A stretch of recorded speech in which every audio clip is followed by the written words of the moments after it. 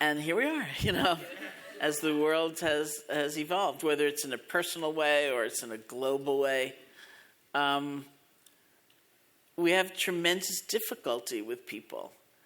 Now, I did a group, the last group that I did was in Barre, Massachusetts, where the Insight Meditation Society is, that I co-founded in 1976. And it's like a resident staff community and people who live in the community anyway. And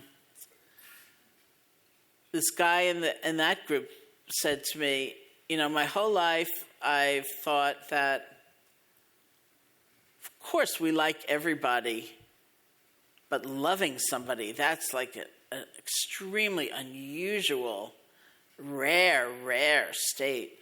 And he said to me, you're reversing it.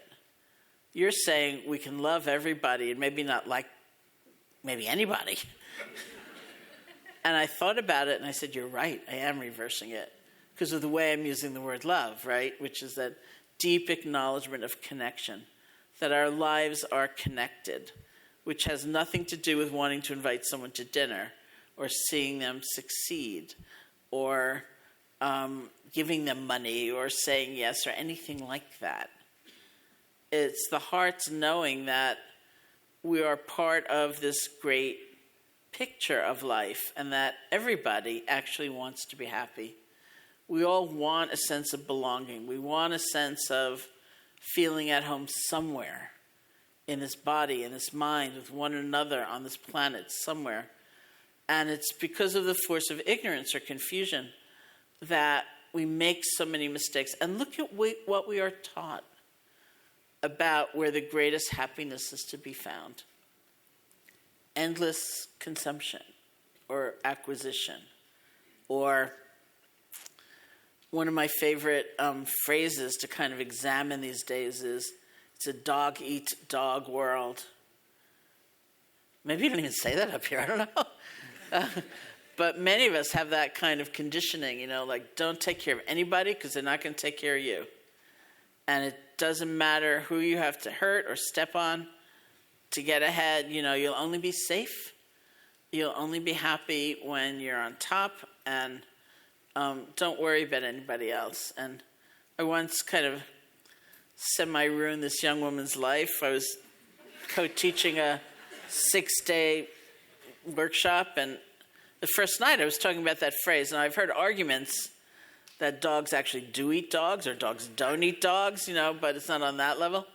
And this woman came up to the microphone and she said, what a horrible phrase. She said, I never knew that was the phrase. I always thought the phrase was, it's a dog-eat-dog world, like D-O-G-G-Y, D-O-G, like puppies in meadows jumping up and down, it's like, she said, what a hideous phrase. And, so 6 days went by and it was the closing circle and she came up to the microphone again. She said, I've decided I'm not going to live in a dog-eat-dog world. I'm going to live in a dog-eat-dog world, So, yeah. So look at what we are taught, so many of us, about where happiness is, where strength is, how alone we are. But what's true, actually? This actually is one of the greatest blessings of mindfulness, is that we can see for ourselves what's true by paying attention. Learning how to pay attention differently, more accurately, less laden with all that conditioning, kind of overtaking our perception. And we see for ourselves. Maybe endless vengefulness is not that happy-making. Maybe compassion is not that stupid, And we can see very directly for ourselves.